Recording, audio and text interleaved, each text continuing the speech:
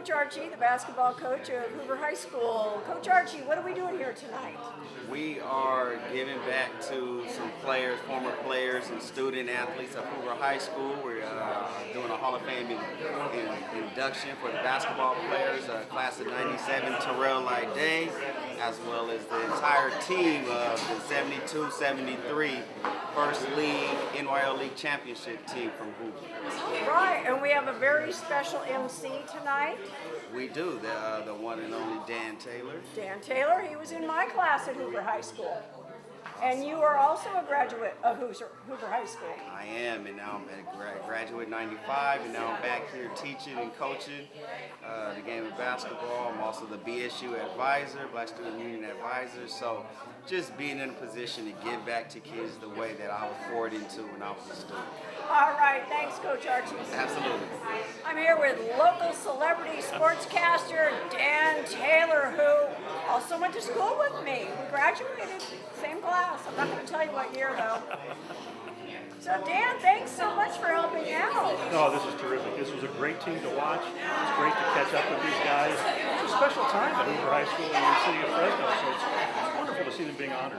Yep, Hoover Pride. We still have it. There you go. All right. Thanks, Tish. Terrific. Thanks. So remember, we're here supporting Coach Archie and supporting the Hoover Patriot players and the entire program. So be generous with your bids. We're going to have some spotting help here as well. We have 2 live auction items. The first, Jalen Green. I know he's a Memorial guy, and you're looking at this saying, what's a Memorial guy doing up here? But Jalen Green has really stepped up to help Coach Archie in the Hoover program. And if that's for the IRS, don't tell him, okay? But Jalen Green's really stepped up. You know, with his shoe contract, he's been able to work with his shoe company that sponsors him and get the Hoover players outfitted in shoes this year. And he provided Coach Archie with one of his Houston Rocket jerseys for our live auction tonight. It's a tremendous item, tremendous souvenir, and a tremendous gesture on behalf of one of the great basketball players in Fresno and Fresno County history. So we're going to start our bidding. What should we start the bid at? What's that? Okay, $300. That sounds fair. We're going to start our bidding at $300. So when you make a bid, put your hand up. And let's get the bidding started. Do I have a starting bid at $300? Do I have a bid for $300? It is autographed by Jalen Green. We have $300 in the back of the room. Do I have $350? Do I have a bid for $350? $350 in the back. We're $350. Looking for 4. Steve Cleveland, keep those hands down unless you're not think the best time to get up. We got $350. We're looking for $400 for the Jalen Green signed jersey. And remember, this is helping out Hoover basketball, tax deductible. We're $350, looking for 4. Do I have $375? Do I have was that a bid? $375. Let's go to $375. Anybody willing to go $375 for the Jalen Green signed jersey? $375. Anywhere in the room, we're at $350. Look at $375. $350. Looks like that's where we are at. So we are going once, going twice. It is sold for $350 in the back of the room. Thank you very much.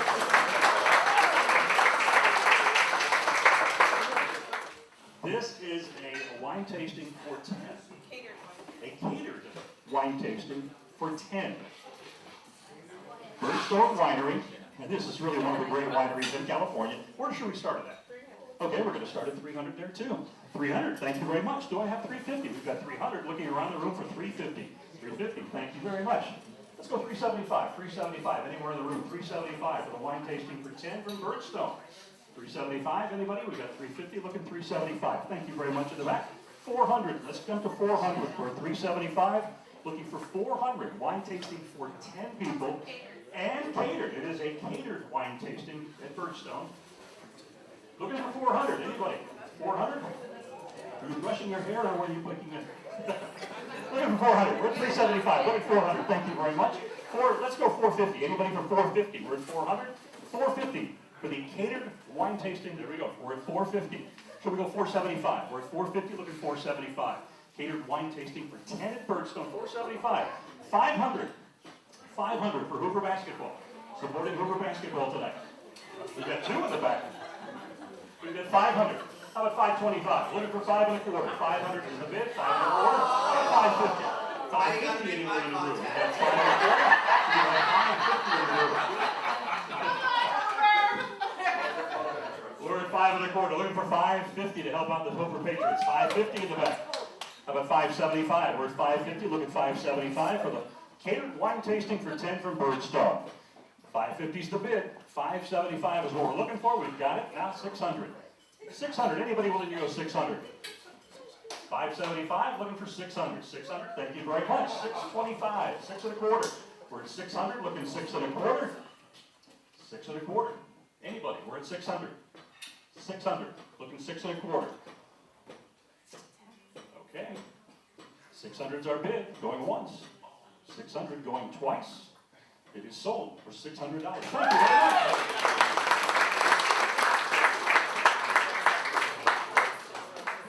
Well, thanks for your support as well as basketball.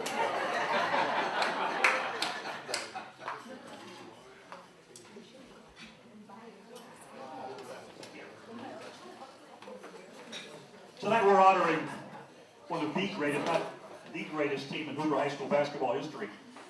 And it was a real treat to have been in school at that time and to watch these guys. Because in that winter, some terrific talent, some of the hardest working players you would ever see on a local basketball court, and one amazing coach who I think we all miss terribly, all came together to create a unique season, an amazing season. And it's exciting to be here and to be able to induct them into the Hoover High School Basketball Hall of Fame. The 1972-73 Paints. I want the guys that are here to come up, and we'll talk a little bit as they get their plaques. But let's talk about that 72-73 season, because that was a year when you and Craig Richards were the big guys on that team, and there were some outstanding big guys that you had to go up against. Clifton Pondexter, a first-round draft pick. Talk about some of those battles in those games. I walked away every game that I played against them with lots of bruises. It was a fun team to play for because, again, these gentlemen, our favorite play was the guard through. And I got to set the pick for Scott to hit his jump shot. I don't know how many times I did that, but it was fun. Is there one game that stands out in your mind as one you always think about or was a favorite? Holiday Invitational, and we were playing Memorial, and I remember Larry Glazebrook in his finger roll right over the top of Clifton. It was amazing, and that's why we won the game. That was one of the great nights in Hoover basketball history. The San Joaquin Memorial Panthers, defending champions, both Valley champions, and of course the old Tournament of Champions up in Oakland. And Hoover knocked them off in the championship game of the Holiday Invitational at Selden Arena. Of course, different story in March, but we won't dwell on that. It's like go over and bring Stan in and talk to Stan a little bit, because he's the guy with the numbers. And the record was? 28-3. We lost Memorial twice. We opened up the season with Memorial and lost them to them at our gym. And then we lost to Edison on their home court. And then, of course, going into the state finals, we lost to Memorial by 13. And Clifton had 31 that night. Clifton had 31, and he was unstoppable. He was pretty tough. But for this team, much smaller, and of course, Memorial had a number of guys that went on and played college ball. It really, to me, said a lot about the teamwork, the hard work that the guys put in, and the coaching as well. Well, a lot of it had to do with defense. Back then, they didn't have girls' sports yet.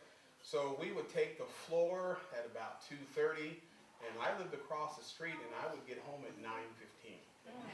And in those practices, you would literally go from 2:30 till about 7:30 or 10 to 8, all defensive drills.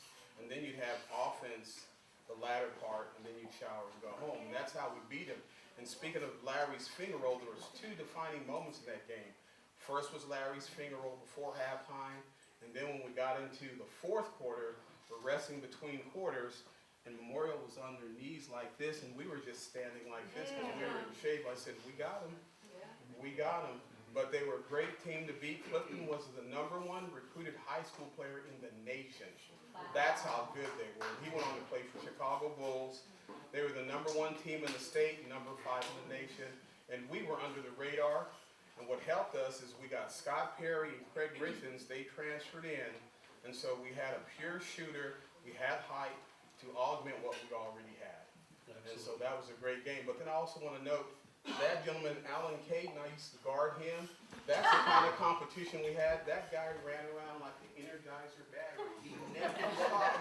And that's the kind of competition we played with. And him and his team, they made us to where we were a better team. Absolutely, absolutely. Stan, I want to bring Tom Bob up. And Tom, it was a hotly contested NYL race. That was your junior year. And Hoover and Edison ended up tied for the regular season NYL lead, and then had the one-game playoff at Clovis High. Do you remember a lot I about remember that. Actually, the first time we beat them, in our gym, Greg Giossi hit a shot with about 2 seconds to go, and we won by 1 point. We played them again in their gym and lost, and then we beat them in overtime at Clovis High to win the championship.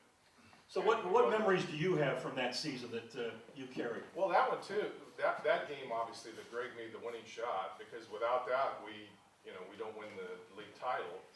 But the San Joaquin Memorial beating them in the NIT, and I'm trying to remember the final score. I know we won by a It point, was like 49-48. something like Yeah. that. Yeah, it was in the high 40s or whatever. But you're talking about Jay getting.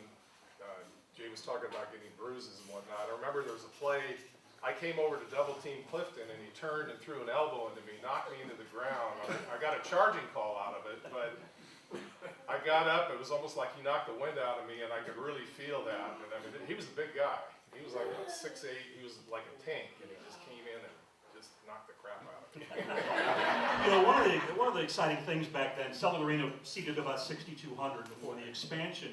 And Fresno State, their program really hadn't taken off at that time, and I think they were drawing about 1,500 a night. That HIT championship game, I think if I remember right, drew 6,000, pretty much packed Sullivan Arena. And then the Valley title game with Memorial had like 5,000, 5,500. High school basketball really pulled them in. Well, that and all of our games at home were sold out too, and we were talking about 25, maybe 2,000, 2,500 we could seat in our gym at that time, and that was exciting because the old gym, the noise was incredible in there. It was really hard, and I remember that we had the fan shaped backboards, and teams that come in and they wouldn't know how to shoot and bank the ball, and we knew all the angles and everything and how to shoot. So it was a big home court advantage for us, no doubt about it. Absolutely, absolutely. I want Scott Curry to slide in here. And Scott, your outside shooting had so much to do with the team's success back then. I hope it did a little bit there, but I wouldn't have got a shot if it wasn't for these guys setting the screens for me. Every time I go around, they were setting the screen, so that's basically why I got so many open shots. Was there a point during the season when it kind of kicked into everybody that, hey, we got something special going here? I think that was started at the second year. When I was a senior, I know we had 1 year under our belt playing together. We didn't really have any seniors that played that year prior to that. So we had a good chance to play together for quite a while. So I think it gelled the next year and all the way through the end of the season. We seemed to play very well together. When the football season ended, and some of those guys, James Lamar and Keith Dayton, came in, they brought a lot of athletic talent into the program, and it just seemed like that added to things as well, when December rolled around. Oh, they definitely brought a lot to the team, without a doubt. They brought a lot of energy, a lot of speed.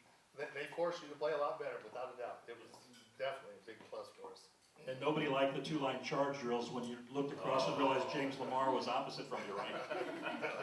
The football player of the year. Can I share one thing, Dan? Yeah, definitely, Tom. We used to watch, we were noted for our defense. We used to watch 8mm films, remember that? Of Bobby Knight, who had just taken the job coaching at Indiana. And we would watch these defensive slide drills, and we'd be going like all the way from baseline to baseline and diagonal and across the court. We were so tired and exhausted. And Stan's right about, we'd be out there 2:30, painting our feet, remember, in the paint box, and then we'd be done by 7 o'clock in the evening, and we were exhausted going around. That's right. Line tags too. You go out back? A lot of line tags. Yeah. That's right. And one thing about Scott, I remember. Scott, remember that shot you made, three-quarter shot against McLean? Yeah. That one I remember, it was like, at the end of the third quarter, it's like, man, that play, the gym just erupted. It was a magic season, the 72-73 season, 28-3. Give it up.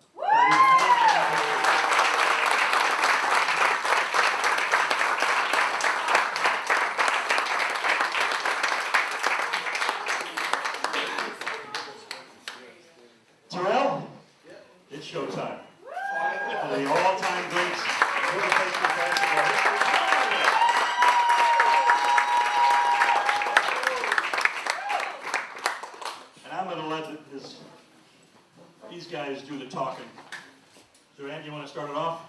Go for it. You know, I was driving up here from Sacramento, and as I was driving, I had prepared remarks to figure out if I'll make this a serious direction we want to go, comedic direction we want to go. But one thing I can say, my name is Jovan A.G. I'm the founder and CEO of AG Global Solutions. I work in the political arena. And so for the last 20 years, the interaction I have with people, as you know, with politicians, they say a lot of things, but oftentimes their actions don't align. And so it always is reinvigorating and inspiring to come back and have friends that you build relationships with. I went back to 1993 at Hoover High School, where almost 30 years. But when you think about his accolades on the court, what I like to focus on is what went on outside of off the court. Terrell, to me, is someone who, he's always been a solid friend. He's always made good decisions. And I think oftentimes he's not given credit for his intellect. Terrell's one of the smartest people that I know.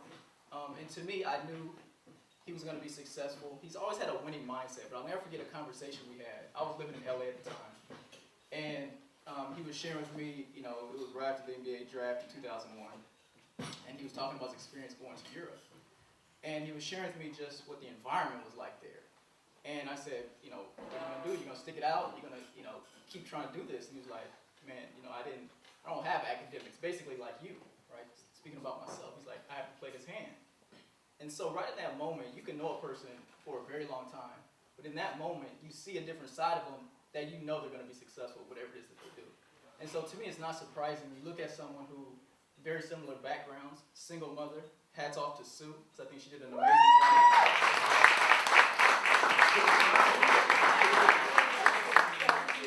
Of laying the foundation. You look at someone who is standing here, and he epitomizes much of what he didn't see growing up. Someone who was a grandson, a nephew, with his aunt and uncle. He had a tremendous family network. But what you see here today, he didn't necessarily see tangibly. And so to grow up to become something that you didn't see is extremely hard. And I just want to say, first and foremost, man, I appreciate you. I love you. I have no biological siblings.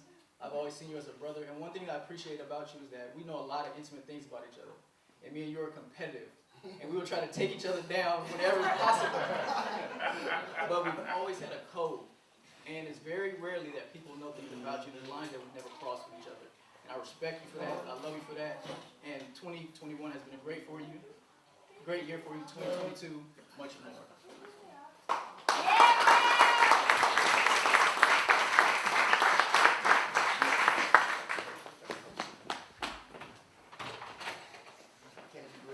Standing here. We just had a wedding a few months ago. Right. Where's your bride? There she is, beautiful. And Terrell has the sweetest mother that I've ever known, grandmother, and just an incredible woman. I got to know her very well when Terrell ended up coming to BYU. I'll tell you a couple of experiences about Terrell. Number one, I'll start off with this, is that I've had an opportunity and been very blessed to coach a lot of really good players over 37 years. And a number of them played in the league, and a number of them have played professionally, and just done some amazing things. This is the smartest, highest IQ basketball player I have ever coached in 37 years. I'll give you a couple of experiences. We went to BYU in '97, left Fresno City College, and came up there, and it was a complete rebuild. And after 2 years, we kind of got a rebuild, and Terrell came into the program. And he had come from the junior college, and I'm trying to think the other day, who was your junior college coach? Denny I. Denny I, right. By the way, I'm sure Ron Moore must be a member of the Hall of Fame. If he's not, he better be soon. So he's one of my dear friends, and he coached Terrell. He taught Terrell a lot of things, and he had an influence in his life. But as we started this rebuild, Terrell came in with some other junior college transfers, and we had a really special team, a team that would win 55, 56, 57 games in the next 2 years. But his senior year, he had a special team. It was a team that went to the NCAA tournament, won the Mountain West Conference Championship, won the Mountain West Conference Tournament. We're at Air Force Academy, a place that's really hard to play. And he hits 2 really clutch free throws that ends up winning that thing. And I mean, my heart, it was like, we had no idea that Wyoming would lose that night. And he makes these free throws, we win there, and then win in the Mountain West Conference Championship. So fast forward, a week later, it's 1 versus 8. and we're playing the Air Force Academy again. We're down 15 in the second half. And it's the worst nightmare you could possibly have. And with probably 7 or 8 minutes to go, the Air Force Academy doesn't play man-to-man either. They just play this matchup zone that they're playing, and Terrell got a lot of break, and literally tomahawk dunk right over the top of the post guy, 6'6" kid. And we had tons of fans there. We probably had 10,000 BYU fans there. The place just went ballistic, and we went on like a 26-2 run. Won the game by 16 or 17, and ended up going to the NC2A tournament. So probably 2 of the biggest plays during my time at BYU, certainly at that time when you're rebuilding a program. So I love this young man, and he was a pleasure to coach. I have great respect. Kudos to you and all the things that you said there, because those are the things I believe in, trust in Terrell. So it was my privilege to coach him and to be a part of his life. Terrell, congratulations.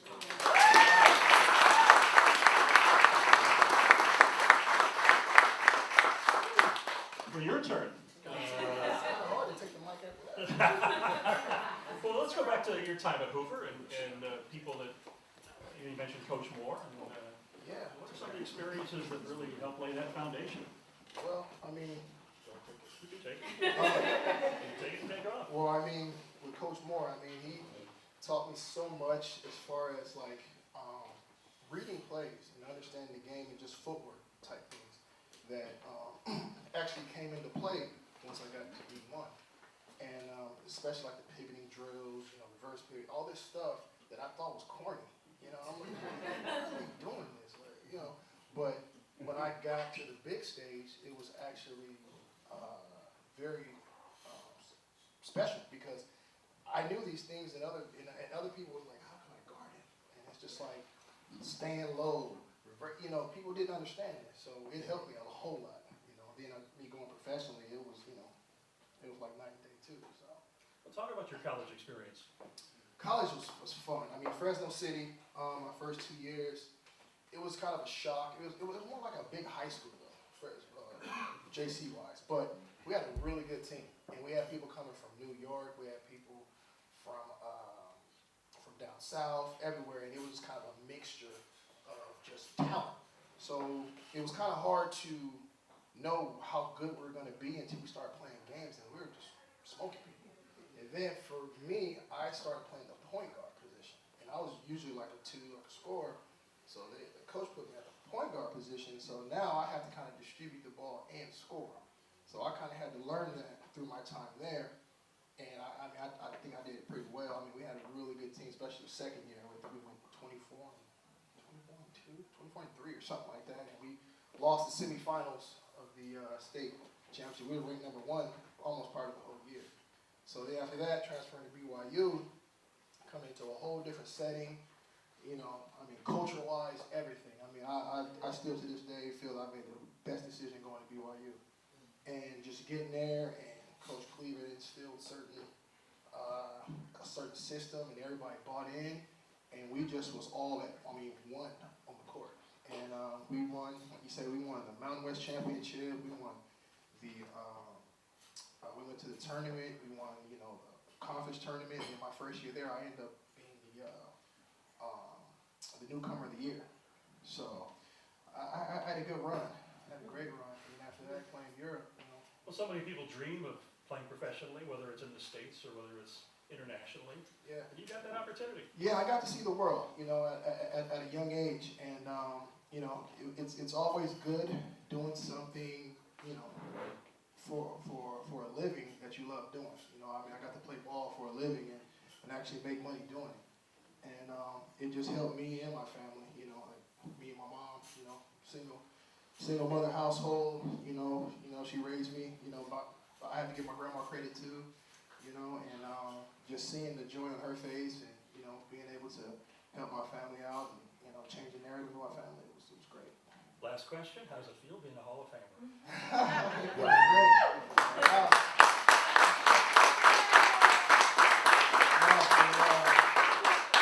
great. When Coach Archie called me, I was ecstatic. I was like, man, this is big. I'm like, I appreciate it. And my wife was looking at me like, what's going on? And I'm like, I said, I have to go to So he called me and was like, you want to, induct me in the Hall of Fame, And my little guy, he's happy. First he was a little mad. He said I didn't get an award, so I got to show him that. But no, I just appreciate Hoover as a program and Hoover as a school, and Tazelle and Tim Carey, just for even mentioning me, and this is big.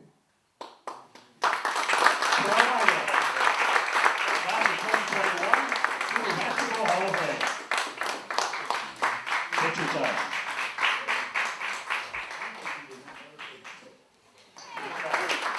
We want to thank all of you for your support tonight, and we hope you'll get out and catch a game or games throughout the season. Teams coming together. Coach has got some things working, so it's going to be fun to see when they get into league play. We thank you all for being here tonight. We thank you all for contributing to the auctions.